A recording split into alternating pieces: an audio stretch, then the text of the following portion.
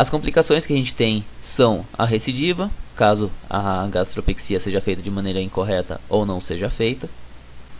Deiscência de sutura, diante de uma gastrectomia, por exemplo. Pode acontecer da gente tirar uma parte de tecido e uma outra parte maior depois vir a necrosar após o procedimento cirúrgico, após algumas horas, e que no momento do procedimento cirúrgico não estava com o aspecto de que iria necrosar e ter sido mantido naquela região. Também a peritonite, muitas vezes por conta dessa própria necrose gástrica, ou que já estava acontecendo logo antes por conta de todos os comprometimentos. E, inclusive, morte desse paciente, muitas vezes por conta de qualquer uma dessas próprias complicações que ele tenha tido.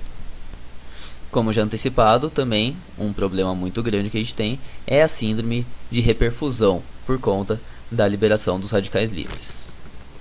Como a gente viu, essa é uma doença muito grave, muito importante, então a gente tem algumas medidas preventivas que a gente acaba adotando e que a gente pode passar para o proprietário, tanto para que um paciente que já tenha tido a doença não tenha de novo, ou para pacientes que ainda não tenham tido, a gente já avisar o proprietário para evitar que esse paciente alguma vez tenha. Então, assim que esse proprietário compra ou adota um animal de grande porte, a gente pode recomendar essas medidas preventivas. Uma delas é a alimentação em pequenas quantidades. Ao longo de toda a vida do paciente, você fazer uma maior divisão da comida em menores quantidades com maior frequência ao dia. Para os pacientes que são muito afobados, que querem comer assim de uma vez, existe essa variação de pote de arraçoamento, que é muito bem-vinda e muito importante, que é própria para evitar a dilatação gástrica mesmo, para evitar esses pacientes ansiosos, em que você vai depositar toda a ração aqui, só que como tem todos esses pinos no meio, o paciente não vai conseguir chegar e dar uma bocada de uma vez, uma grande quantidade, ele vai ter que ir puxando com a língua, pegando aqui aos poucos, então ele vai demorar muito mais para comer a quantidade que está aqui. Então assim você vai evitar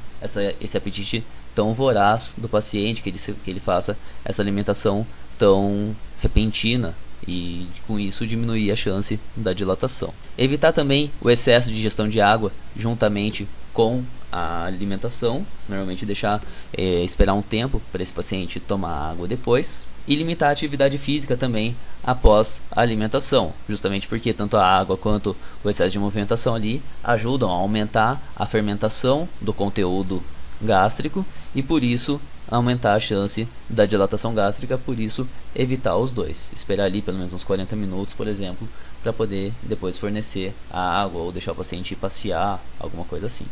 Essa aula de dilatação gástrica se encerra por aqui e nas próximas veremos as outras doenças referentes ao estômago. Bom dia a todos.